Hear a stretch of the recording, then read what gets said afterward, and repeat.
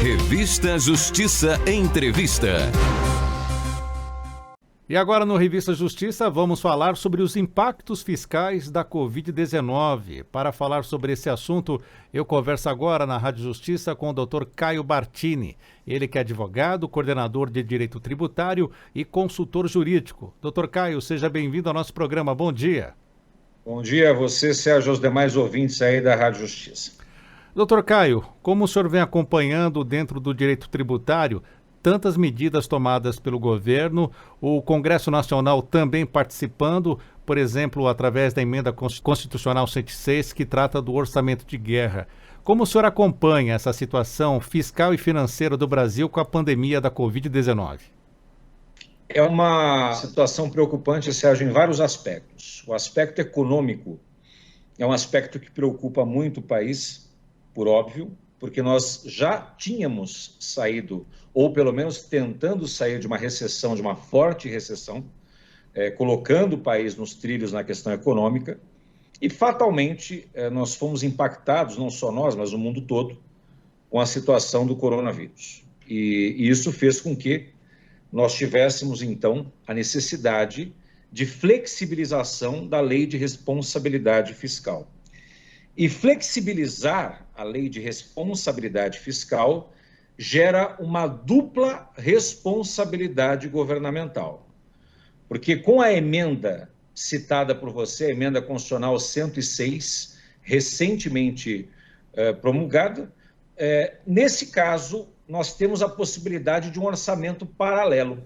E esse orçamento paralelo, ele faz com que o governo tenha a possibilidade de quebrar a chamada regra de ouro. E para que os nossos ouvintes, internautas, possam levar em consideração o que é a regra de ouro, nós temos uma limitação nos gastos públicos das despesas correntes. É justamente com a finalidade de conferir um menor endividamento estatal dentro do orçamento público. E uma vez que nós estamos tendo, por óbvio, um estado de exceção, então as regras que foram criadas para a regra de ouro é uma regra dentro da normalidade. Como nós vivemos uma situação excepcional, tiveram que ser tomadas medidas excepcionais. Só que eu fico com grande preocupação, Sérgio, como isso será fiscalizado. Porque se a fiscalização ela não for exatamente muito bem planejada e bem feita, o nosso déficit orçamentário ele será gigantesco. Esse orçamento de guerra, ele tira as contrapartidas de estados e municípios? Esse é o grande problema. Essa questão da contrapartida, ela acaba sendo uma discricionariedade do Executivo. Tanto que quando nós pegamos a própria lei de responsabilidade fiscal, a exigência dessas garantias, elas se colocam e podem ser exigidas, né? Então você coloca uma certa discricionariedade, então advém de uma razoabilidade do Estado.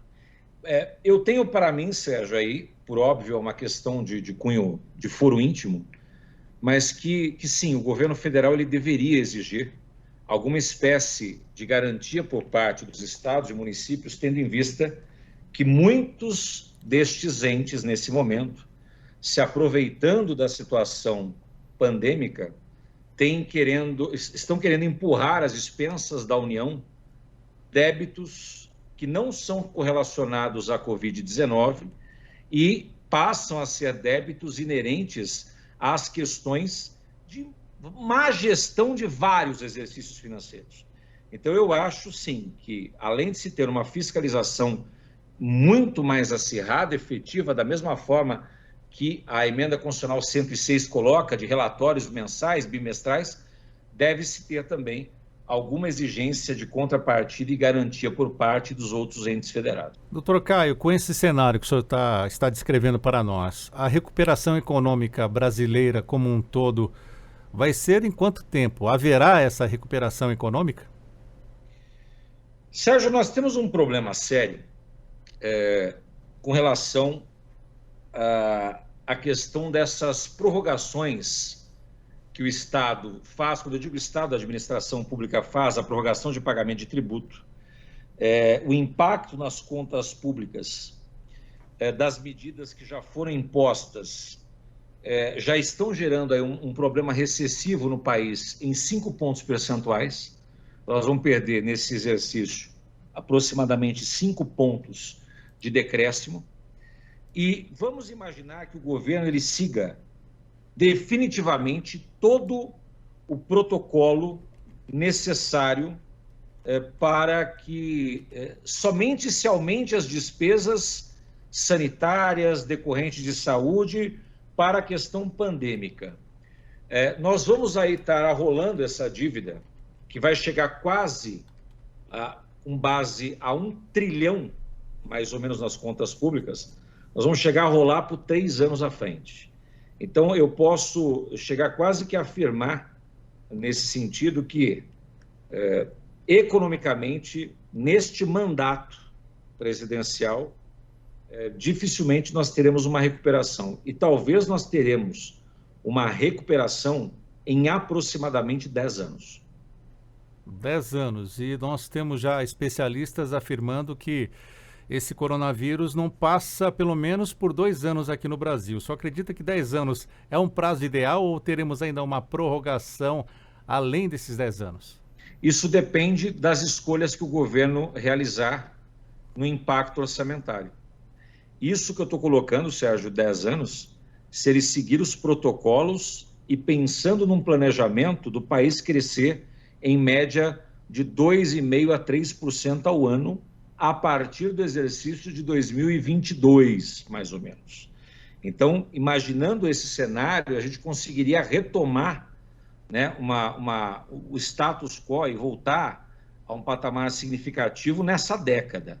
Então, eu posso dizer a você, fatalmente, em questões macroeconômicas, que o impacto ele é um impacto muito ferrenho às contas públicas. Eu gostaria que o senhor explicasse para o nosso ouvinte, Dr. Caio Bartini, como este repasse, essa tentativa de repasses dos estados para o governo federal de despesas não decorrentes da Covid-19 pode impactar na economia como um todo. Você imagina que nós já estamos tendo, o Brasil já tem uma carga tributária altíssima, que já compromete em torno de 38% do nosso produto interno bruto, advém só da tributação, ou seja, nós dependemos da tributação para que a máquina funcione. E você imagina, por exemplo, você sobrecarregar essa máquina estatal com mais despesas do que necessariamente ela já as possui, e fatalmente você não ter o retorno financeiro desejado. Porque imagine, como a nossa concentração de carga tributária é uma concentração que recai sobre consumo e produção, são os 2 fatores que estão sendo alcançados em razão da Covid-19. Você não tem consumo. Consequentemente, se você não tem consumo, você afeta a produção. Em afetando a produção, as empresas não conseguindo segurar os empregos, com certeza haverá uma demissão em massa. Essa demissão em massa onerará ainda mais os cofres públicos em benefícios assistenciais. E o governo vai entrar nesse círculo vicioso, onde eu preciso de receita, a ponto de não gerar receita suficiente, então eu vou ter que tomar papel,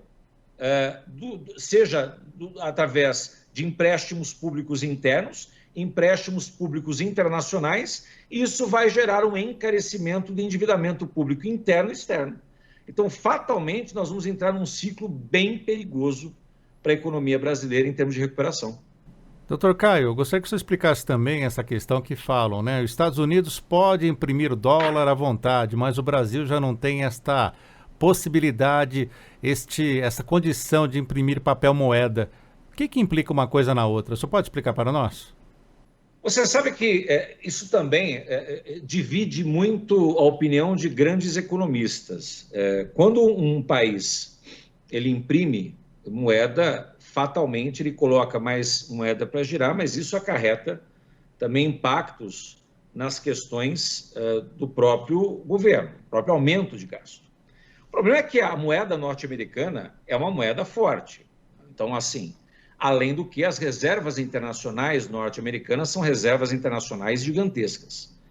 O Brasil tem uma boa reserva internacional, em torno de 340 bi, mas mesmo assim, nós não temos um fôlego de uma moeda forte como um lastro de dólar.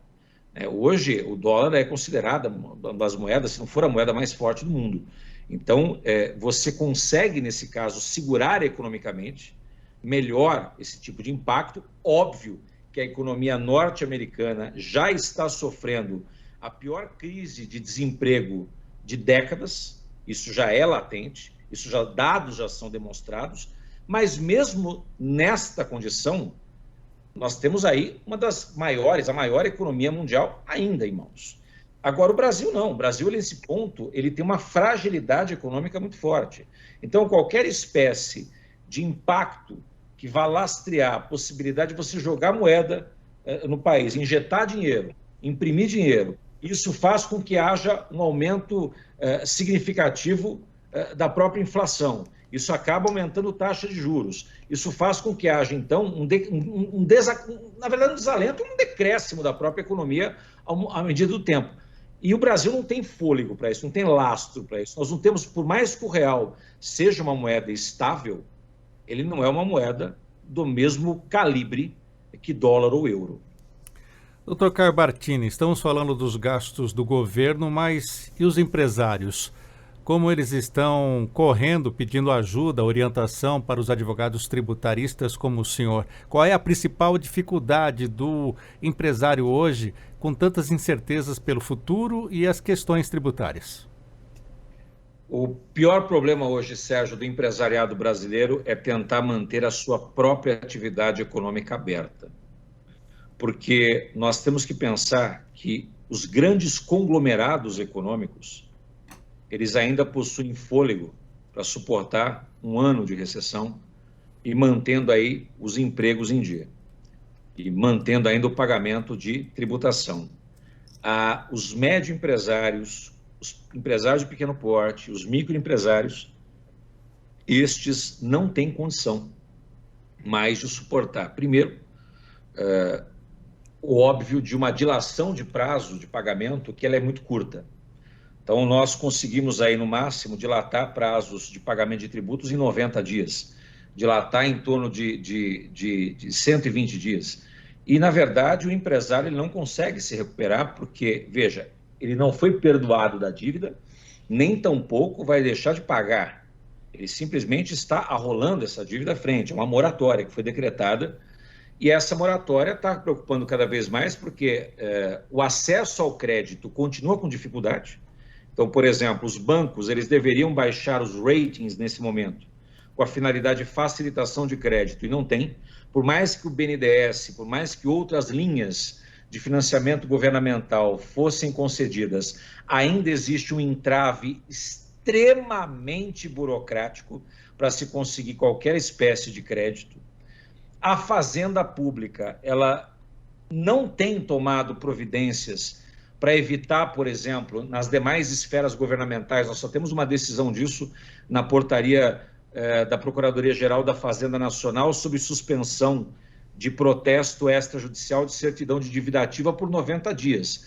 Mas, por exemplo, empresas que estão sem certidões, que muitas vezes não conseguem mais operar, elas vão continuar, se vencer o prazo, prorrogaram por mais 90 dias, mas vão ter que continuar a pagar os seus parcelamentos, dentre outros. Então, isso causa pânico ao empresariado. E o empresariado ele tem sido sufocado de todos os lados, porque, afinal de contas, só existe emprego porque você tem empresário. Se você não tem empresário, você não tem emprego formal. E o problema é, se você fecha a empresa, fatalmente você abre um rombo gigantesco na própria economia e, consequentemente, você abre um rombo gigantesco na parte que envolve toda a seguridade social. Então, eu temo, Sérgio, muito pelo empresariado. O que nós temos buscado fazer é justamente pleitear judicialmente uma maior dilação de prazo, uma maior flexibilização da parte do judiciário no pagamento dos débitos. Não que o empresário ele vá ter o perdão ou isenção de tributos, mas que se dê um fôlego maior para que ele possa ter uma reestruturação financeira adequada. Falamos sobre os impactos fiscais da Covid-19. Eu conversei com o advogado, coordenador de Direito Tributário e consultor jurídico, Caio Bartini. Doutor Caio, obrigado por atender a Rádio Justiça. Até uma próxima ocasião. Um abraço. Abraço, Sérgio, a você e aos demais amigos da Rádio Justiça.